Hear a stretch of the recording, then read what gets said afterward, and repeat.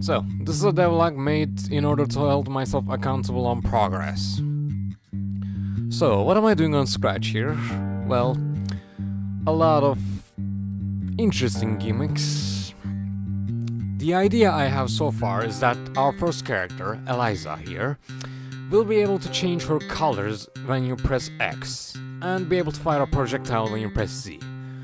With this, I'll be able to create some hopefully diverse and pretty thought-inducing puzzles. At least I hope to. Suggestions will be considered. Leave them in the comments. But in order to not keep things too complicated, I think I'll be limiting it to around maybe like 5-6 colors, or maybe just the primary colors with red, green and blue, because really, I don't need to include like every single 255 values of each color and along with their shades and stuff. That's just stupid.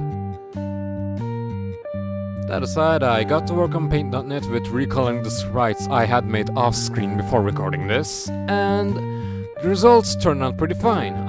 I was able to swap colors with pretty responsive inputs, despite the little weight delay I put in there in order to not just make you become a rainbow, and the swaps worked pretty fine. The exact place in which these will affect gameplay will be thought on about later. For now, I just need to get the basics down and make a tutorial level so that I can see if this would be a good gameplay loop or a bad gameplay loop. Speaking of gameplay, I want to work on like a platformer, and I'm not sure how to handle the platform movement that goes up and down, really. Just, do I keep it like this where it's on the foreground and it moves up and down while you can touch the ground, which could lead to some really bad cheese. I don't think I really want this.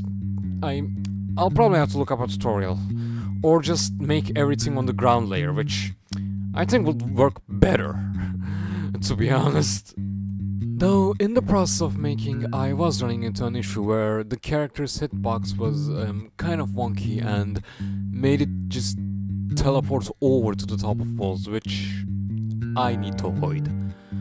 But when I put a single pixel in the crawl animations, that prevented them from going downwards, so I'm gonna look into that.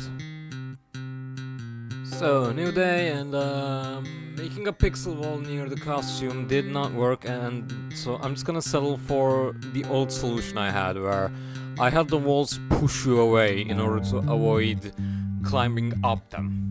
Of course, this is gonna be somewhat difficult to do with things that will block off items that you will need to get in order to progress, but I think I have an idea on how to do them in the future. I'll put that in the next video if it worked. And after a lot of going back and forth between the old code and new code I made, or trying to code some new things, I've got a pretty good tutorial level. Next we'll be making the title screen and all, so I think I need to come up with a title for my game. So please leave suggestions down below. And I guess that's it for now. That just marks the start of everything, so yeah, feel free to drop your ideas, be it story-wise, or literally anything, be in terms of a level design, gimmick design, and I'll maybe consider it.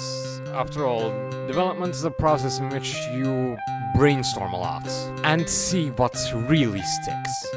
Anyway, that concludes this devlog, so don't forget to like and subscribe, because, well, I gotta game the algorithm or something, yada yada blah, you already know this.